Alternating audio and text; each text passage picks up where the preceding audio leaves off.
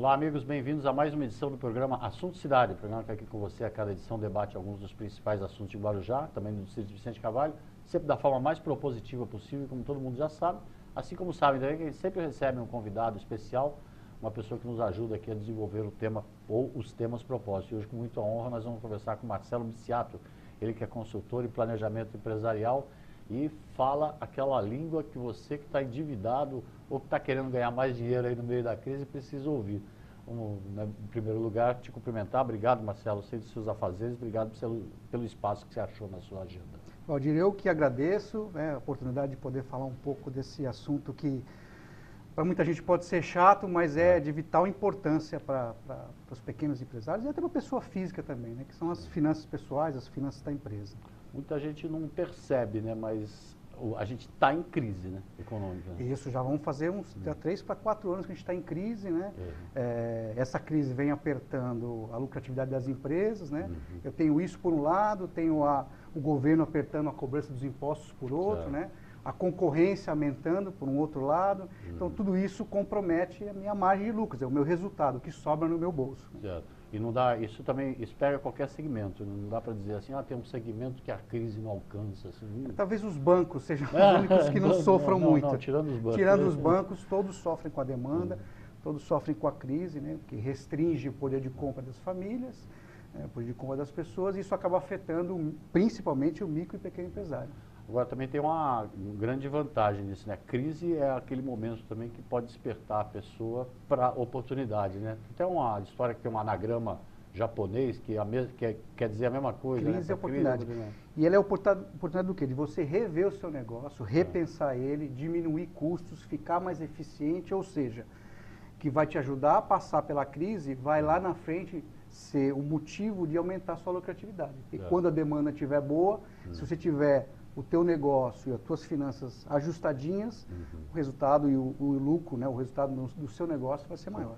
Você costuma dar palestras? Como que é a sua atividade? Sim, eu trabalho com consultoria na área de planejamento, né, atendo micro e pequenos empresários aqui do Guarujá, da Baixada Santista de uma forma geral, e a gente promove palestras gratuitas.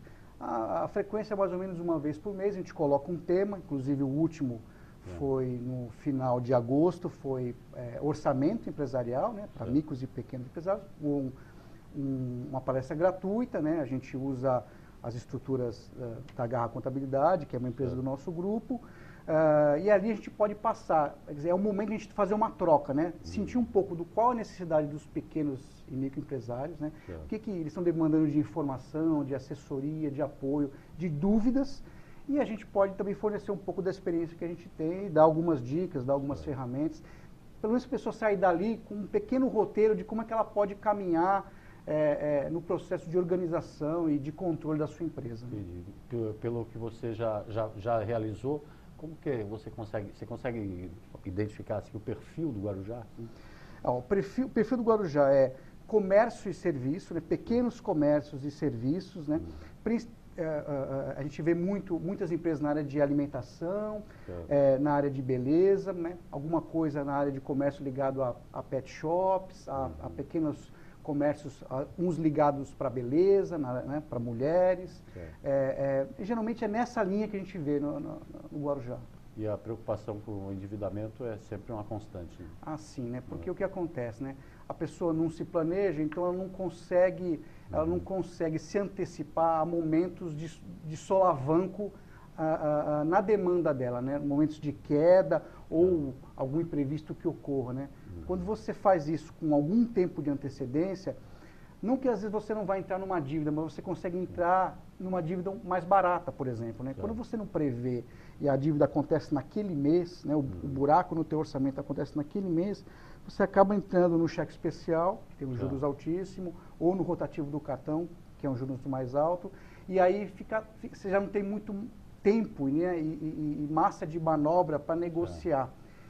Quando você tem tempo, você consegue ver ou uma cooperativa de crédito, ou uma fintech com juros menores, onde você possa dar alguma coisa com garantia. Ou seja, você consegue, não que você não vai estar na dívida, mas você consegue, com um tempo, né, de antemão, buscar uma dívida mais barata. Né? O difícil também é fazer o cidadão se conter a ansiedade pelo consumo, né? Exatamente. Quando você planeja... A propaganda é muito agressiva, né? Exatamente. O planejamento não é um negócio para você... Se as pessoas têm uma... Quando eu falo planejamento, é um orçamento. É você colocar, oficializar, olhar assim, num horizonte de 6 meses, um ano, teus custos, suas entradas. E para que serve o orçamento? Ele é um guia, né? E ali eu consigo brincar, né? Eu consigo simular coisas. Por exemplo, se minha receita cai 10%, como é que fica meu resultado? Eu entro no negativo? E se meu custo aumentar? E se quebrar uma máquina? Né? Se eu precisar fazer uma manutenção, eu consigo simular. No papel eu posso errar, no papel dói menos errar. Na vida real dói mais, entendeu? Então é para isso que serve o orçamento, é para você brincar, você simular e conseguir olhar o teu negócio em perspectiva, né? E conseguir se antecipar a problemas. Existe uma receita pronta, assim, para determinadas situações? Por exemplo, o sujeito quer aumentar a rentabilidade, ou tem aquele telespectador que está ouvindo a gente que está falando, caramba, esse pessoal não sabe como eu estou de dívida, como é que eu vou empreender? Quer dizer, existem receitas assim prontas? Assim, prontas não, né? Logicamente tem que se adaptar a cada caso. Né? Vou tentar fatiar um pouco a questão que você me colocou em alguns problemas. Dívida. Então, o camarada está enrolado de dívida. A primeira coisa que eu tenho que ver, assim, ok, eu tenho lá, às vezes a pessoa mistura a conta, a operação do negócio dele, quer dizer, os gastos normais do negócio dele com a dívida dele, né? Mas antes de misturar, é bom que ele separe, né? Põe a dívida de um lado e os custos para operar, para tocar o negócio dele de outro. Então a pergunta que ele tem que responder é, sem olhar para as dívidas, sem olhar para o meu negócio ele por si só ele é rentável? Não interessa o porquê que eu entrei nas dívidas no primeiro momento. Ele é rentável. Se ele é rentável, eu consigo, com mais ou menos tempo, pagar essa dívida. Se ele não é rentável, aí eu tenho um outro problema. Aí realmente eu preciso buscar, de alguma forma, aumentar minha receita e urgentemente diminuir custos. Diminuir custos sempre, até brinco, né? Custo é igual unha, tem que cortar toda semana. Esse é o modelo para quem tem uma dívida. Bom, se o meu negócio não é rentável, como eu te falei, eu tenho que mexer na receita ou no custo. Na receita, o que eu tenho que fazer? Eu tenho que fazer algumas perguntas, né? Primeiro, eu tenho que entender quem é meu cliente potencial, aquele que eu consigo atender. E olhar para a minha cidade, para o meu entorno, qual é o público potencial que eu já atendo e aquele que eu não atendo. E como é que eu faço para atingir aquele público. Então, por exemplo, eu tenho que descobrir o seguinte, qual é o perfil do meu público, né? Onde ele costuma ir, que roupa ele costuma usar, que lugares ele frequenta, porque isso pode me orientar ou com ações de marketing, né, ou com ações promocionais, atingir aquele público específico, que é meu potencial, mas eu ainda não atingi. E por outro lado, eu preciso perceber que atividades que eu faço no meu negócio que são menos rentáveis, né? Então ali eu vou diminuir custo ou melhorar o meu processo, assim, melhorar a minha operação, fazer ela ficar mais eficaz, né? Mais rentável. Ganhar mais é sempre a melhor solução para quem está endividado, né, Marcelo?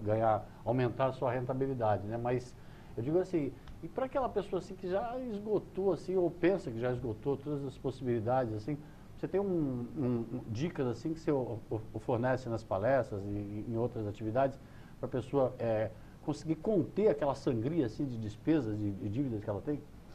Então, com certeza, né? Bom, em primeiro lugar, é você diminuir um pouco o otimismo, né? As pessoas, às vezes, também olham muito para o que está entrando, né, para o faturamento, e esquece que o que sobra é o faturamento, menos os impostos, menos os custos da operação e menos as despesas. Não é para pizza.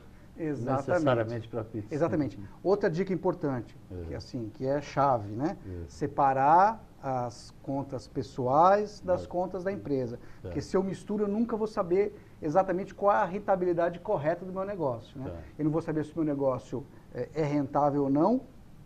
E mais, eu nunca vou saber se meu prolabore, quer dizer, a minha pessoa física está, digamos assim, sugando os recursos da pessoa jurídica, entendeu?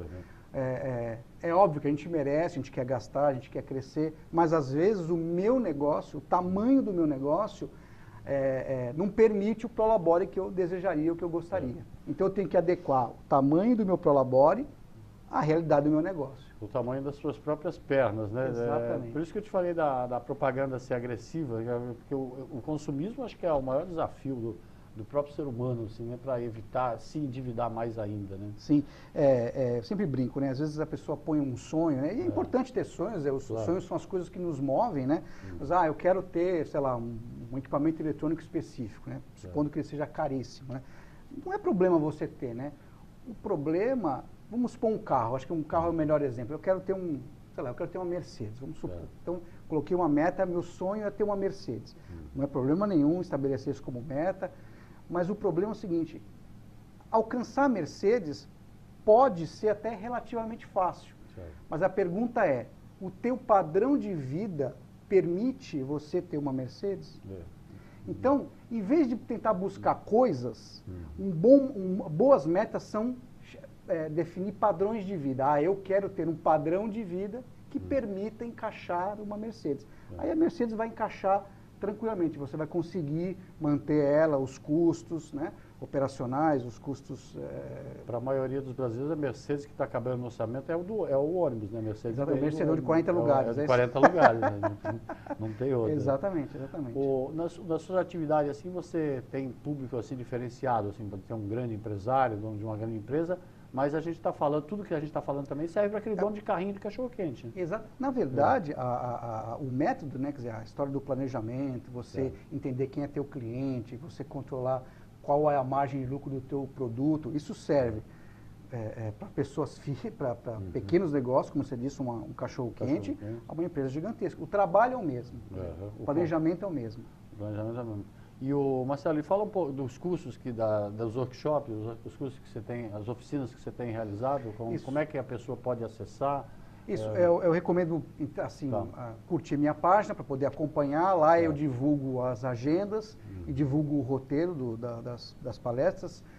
www.facebook.com/garra-IE, IE de inteligência empresarial, então garra-IE. Lá a gente está fazendo os cursos com uma frequência, como eu te falei, em torno de um mês. A última que a gente fez, a gente falou sobre orçamento, então ensinamos como se prepara um orçamento, por que ele é importante, né, o que ele ajuda na gestão do seu negócio, um modelo de como fazer, isso foi o que a gente fez. Uma anterior, a gente fez uma palestra que eram dicas de gestão do negócio, para tocar o negócio do dia a dia, que eram 10, até o título era uma brincadeira, né? Eram 10 passos para se quebrar uma empresa, na verdade, eram coisas que você deveria evitar para não quebrar. E a gente tem... Quebrar é mais fácil que construir, né? Muito mais fácil, muito mais fácil, né? Basta você ficar desatento a alguns itens para você facilmente... E o financeiro e o planejamento é um deles. E a gente tem uma palestra ainda que no título não está definido, mas agora em outubro a gente vai fazer uma palestra, na metade de outubro mais ou menos. Quando você fala em elaboração do orçamento, assim, traduz assim em miúdo, assim, como eu te falei, é colocar ou no papel ou numa planilha. Tudo que entra, tudo que sai. Isso é o controle, né? Para trás. Isso é importante ter porque vai te ajudar a montar o orçamento. Mas você tentar pensar para frente. Sim, começa... Se é difícil... O que eu quero? Isso, é difícil. Faz 6 meses, faz 3 meses, depois faz um ano. Né? O ideal é fazer de 1 a 2 anos. Né? Então você projeta assim, quantos clientes em média eu tenho? Quanto que eu faturo em média com esses clientes? Né? Com esse faturamento, quanto que eu pagaria de imposto? Para prestar esses serviços para esses clientes, qual seria o custo que eu ia incorrer? Né? Quais são as despesas fixas que eu tenho que pagar independentemente de vender ou não? Então, aluguel, água, luz, né? E aí eu chego, põe meu Prolabore, e aí eu chego no lucro, né? E aí eu começo a brincar, como eu te falei, se o meu custo subir 10%, se cair 10%, se minha receita subir 10%. Outra coisa importante também é você calcular o ponto de equilíbrio. O que é o ponto de equilíbrio? Caramba, se eu não vender nada, assim, se eu não vender nada, quanto eu gasto? Supondo, 100. Então, quantos clientes eu preciso para empatar, ou seja, para pagar esses 100? Poucas pessoas fazem esse cálculo, né? Ou acham que tem ela de cabeça, né? De orelhada, né? Mas é importante ele ter bem calculado, quer dizer, às vezes o cara sabe, eu não posso terminar o mês, ou chegar na metade do mês, sem ter 15 clientes, ou vendido 15 peças do meu produto, entendeu? É legal ter esse ponto de equilíbrio bem definido. Quer dizer, o importante é a pessoa saber que ela tem uma possibilidade de alcançar aquele objetivo, né, Marcelo? Exato, ele tem uma métrica. Tem uma métrica. Exatamente. Ele sabe que a partir daquela meta que ele estipulou, ele sabe que aquilo realmente é lucro, aquilo vai entrar para o bolso dele. E isso, a partir de uma palestra ou de uma conversa, assim, a pessoa consegue se educar o suficiente para sair do teu lado, tá tudo fácil, você está lá sempre dando a dica, né? Mas saiu de perto, assim, você tem casos assim de pessoas que conseguiram?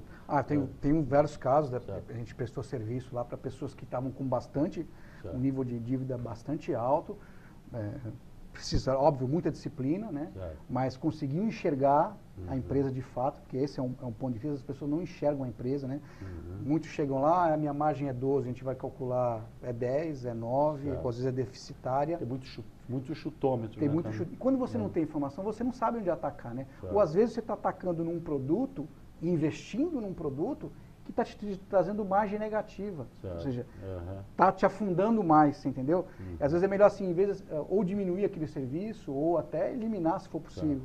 E aí o planejamento dá esse tipo de direcionamento. Primeiro assim, você vai conseguir enxergar a sua empresa em números, né? E vai saber que estratégia tomar, assim, o que eu priorizo, o que eu deixo de priorizar, onde eu posso crescer, onde eu tenho que diminuir, entendeu? Essa é a ideia do planejamento. Em vez de ficar reclamando, planejar. Exatamente. Marcelo, a gente ia ficar aqui o resto da tarde aqui, conversando aqui. Interessantíssimo. Só reforçar aí seu trabalho, né? As pessoas procurarem Garra IE, né? IE, Inteligência Empresarial. Inteligência Empresarial, Garra, que é o nome da contabilidade, né? Isso. Da tua, e procurar saber. Você viu que dá para transformar um carrinho de cachorro-quente, de repente, aí numa franquia uma grande. Franquia, por exemplo, tem opções aí, e as pessoas que têm sonhos são mais valorosas ainda do que aquela que fica só cumprindo tabela, né? Isso, o importante é ter objetivo. Ter objetivo. Te agradeço, deixa um espaço para você dar uma última mensagem, se quiser. Mais uma vez, assim, eu agradeço a oportunidade, Valdir, o espaço. E para quem se interessou, para quem quer aprender um pouco mais sobre como ter o seu negócio na mão, né?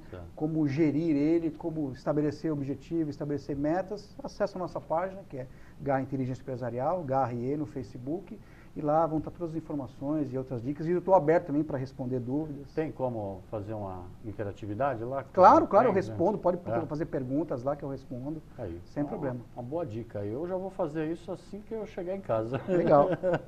Bom, o programa da Cidade vai fazer um pequeno intervalo. Antes, eu só vou pedir para o Fábio colocar na tela rapidamente a edição dessa semana do Assunto Cidade.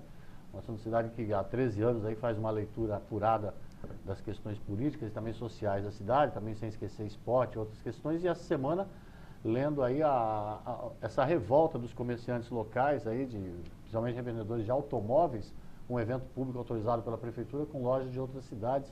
Gerou até um processo judicial, mas a Justiça não concedeu a liminar. O evento acontece à revelia aí dos comerciantes que ficaram bastante bravos aí com o governo. O programa Assunto Cidade faz um pequeno intervalo e daqui a pouco a gente volta uns 5 minutinhos aí do ex-prefeito Farid Madi fazendo uma avaliação sobre a política local. Fica com a gente que é rapidinho.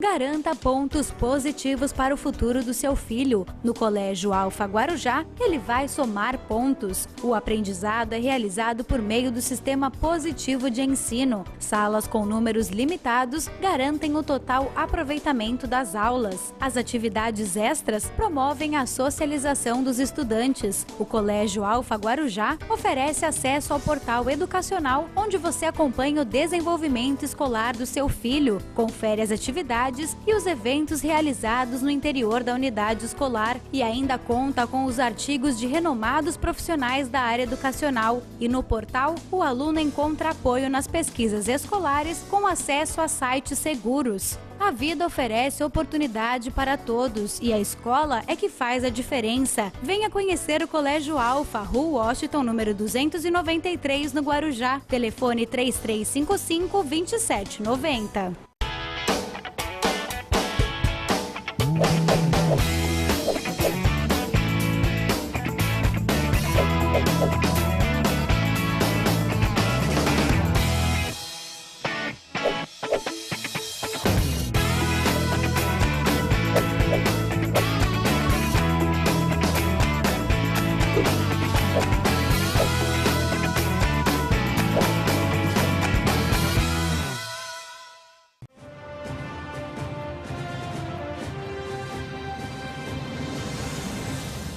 bem, voltamos para mais um bloco do programa Assunto Cidade. E como falamos semana passada, vamos aproveitar aí que a política está efervescente nesses períodos, nesses dias que antecedem a disputa eleitoral de fato, no dia 7 de outubro, e fazer aquele bate-papo rápido com o Farid Madi, ex-prefeito de Guarujá, que já está aqui do meu lado aqui. Tá, tudo bem, Farid? Tudo bem, obrigado. Como combinamos, aceitou o desafio, né? Mesmo? Ah, tô aqui. Tá certo. É que muita gente acaba querendo saber, né, a opinião de um de outro, e como a gente falou semana passada, né, como um clima assim, de muito adesismo, né, vamos dizer assim, na política da cidade, Câmara e tudo, não há ninguém fazendo um contraponto. Então é importante que seja feito esse contraponto, e a tarefa de um programa jornalístico é exatamente essa, né? Como é que está a semana? Tá. Como é que está a semana da política aí? Pois é, rapaz. Mais do mesmo, vamos dizer assim, porque a semana passada eu falei para você de alguns assuntos que estavam acontecendo. Eu vou voltar aqui num assunto que mais uma vez, não é, o Gilberto Benzi, num outro evento que ele fez, falou: olha, eu não tive com a família Madi, o casal Madi, porque eu queria mudança. Seria muito bom que isso fosse verdade, sabe, Valdir? Mas não é, a gente sabe muito bem. Eu e a Raifa, o casal Madi, que ele quer dizer Farid Madi e Raifa Madi. No segundo turno nós conversamos, chamei ele na minha casa, ficamos lá algum tempo, um bom tempo conversando. Não concordamos com a proposta que ele nos fez, porque eu não queria de verdade mesmo cometer nenhum equívoco, eu queria fazer de verdade uma aliança propositiva. Não era isso que me foi solicitado por ele, e não aceitei. Então, por favor, é muita cara de pau falar que, olha, eu quis o novo. Não, eu e a Raifa Madi, não concordamos com os pedidos que nos foram feitos. Não concordamos. Então, foi por isso que o Gilberto Benzi não nos apoiou, e fico feliz mesmo de não ter aceitado uma aliança que não fosse propositiva. Está aí o resultado. Esse é um governo do qual ele faz parte falho, equivocado, que até agora não disse o que veio. Então, a minha aliança foi propositiva. Quem estava comigo estava porque acreditava, quem estava com a gente acreditava de verdade de que nós íamos fazer a diferença. Queria, se você me permitir, só agradecer algumas pessoas que estiveram comigo hoje. Fizemos aí alguns bate-papos. O Vini Pescoço, meu amigo, um garoto que está aí batalhando, menino esforçado. Um abraço, desejo toda a sorte do mundo. Vini, já entrevistei ele. Gente boa demais. O Santiago, que também foi um garoto guerreiro aí na campanha, foi leal com a gente, trabalhou muito, Santiago. O Carlinhos Cabeça, meu amigo também, fiquei também uma boa parte hoje do dia conversando com ele.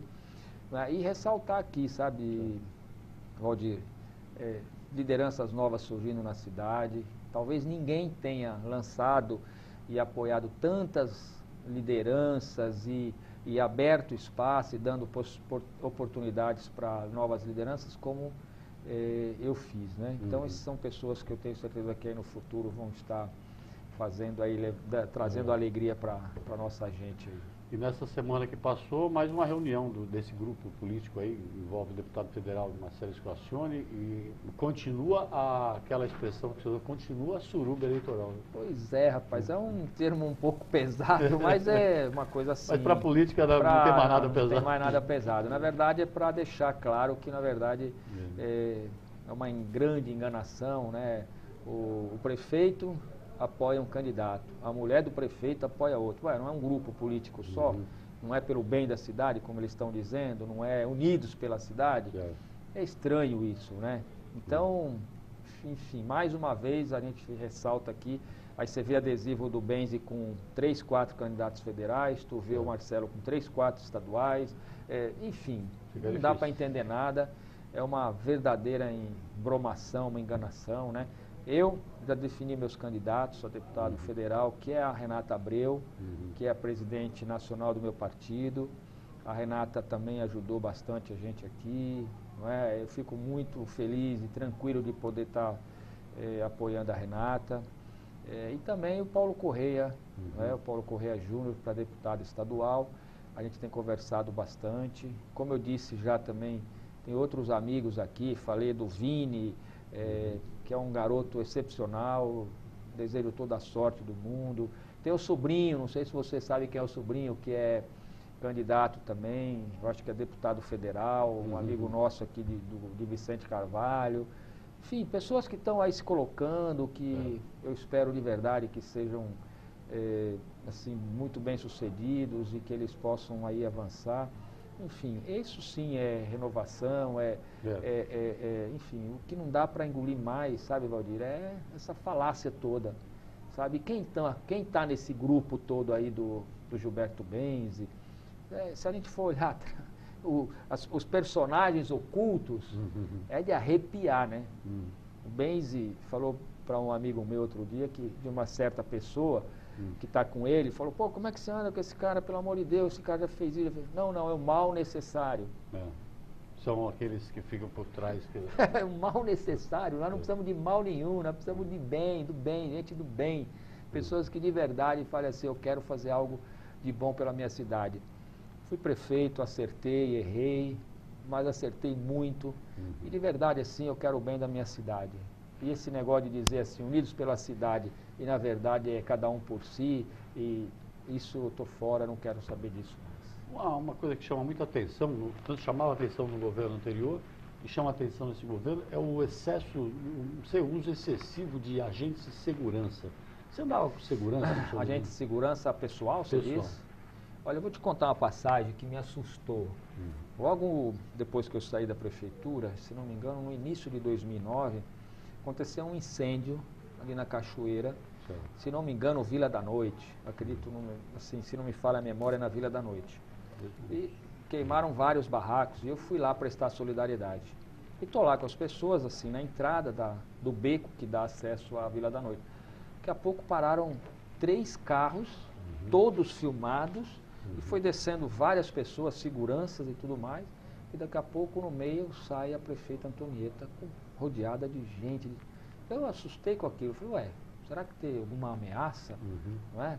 Uma coisa absurda, desnecessária. Eu estava lá sozinho. Né? E aí parece que o atual alcaide também tem a mesma prática, né? Ex-prefeito Maurici, que trabalhamos juntos, inclusive, Verdade. No governo, andava com o chapeuzinho, sozinho, às vezes dirigindo o carro, você também não tinha segurança. O que aconteceu de Guarujá de uns tempos para cá, parece que... Eu acho que é o deslumbramento, sabe, Valdir? Deslumbramento, porque o cargo de prefeito, a gente tem que tomar muito cuidado para não enfim, incorporar o cargo, né, de prefeito. Eu sou prefeito, não, nós estamos prefeito, né? Então, a vida continua, né? Hoje mesmo eu estive no Morrinhos, em Morrinhos 4, entrei lá, graças a Deus, sozinho, não tinha ninguém comigo, fui lá visitar umas pessoas lá, enfim, ando tranquilamente na prainha, enfim, nunca precisei de segurança, não é? Me estranha isso, sabe? É uma coisa desnecessária, totalmente desnecessária. E assusta quem está até, às vezes até andando assim, tal, aquele excesso de segurança, quer dizer, você fica até com medo de estar no mesmo local que a pessoa está correndo risco, tem medo de bala perdida. Eu não sei também, a gente precisa analisar o seguinte, né? Será que essas pessoas não estão com medo de alguma coisa? Não sei, eu não estou aqui para julgar, mas por que tanta proteção, tanta segurança? Pode ser. Bom, pai, como a gente falou, vamos fazer esse bate-papo aí praticamente toda semana aí até a véspera das eleições e quero contar com a sua participação aqui sempre. Estarei aqui, meu amigo, pode ter certeza. Eu deixo um espaço para você dar uma última mensagem. Agradecer mais uma vez aí o carinho, a oportunidade, o carinho com que eu sou recebido, graças a Deus, na rua, as pessoas com bastante carinho, isso é uma coisa que para a gente não tem preço. Eu fico muito, muito feliz, grato ao povo da minha cidade que, enfim, me recebe com tanto carinho. Dizer que eu vou estar aqui, colocando sempre a minha opinião, não vou vir aqui falar mal de ninguém, estou falando aqui, relatando alguns fatos reais, coisas que aconteceram, e quando eu falo do Gilberto Benzi, do que se passou, não estou falando mal, estou falando a verdade. E o que eu espero é que ele também fale a verdade, tá? E não fique posando de bonzinho, falando coisas para agradar o público que gosta de mim, né? Seja verdadeiro. A Márcia Ruth, que é presidente do sindicato, ela fala assim, ó, deixa de ser nota de 7 mango. Bem a cara dela. Bem a cara dela. Então, Benzi, por favor, Seja verdadeiro, fala a verdade, não seja falso, tá bom? Tá certo. Obrigado, Faria. Até amanhã, então, mais uma vez. Obrigado a você pela audiência. A gente volta amanhã com um novo assunto de cidade. Até logo a todos.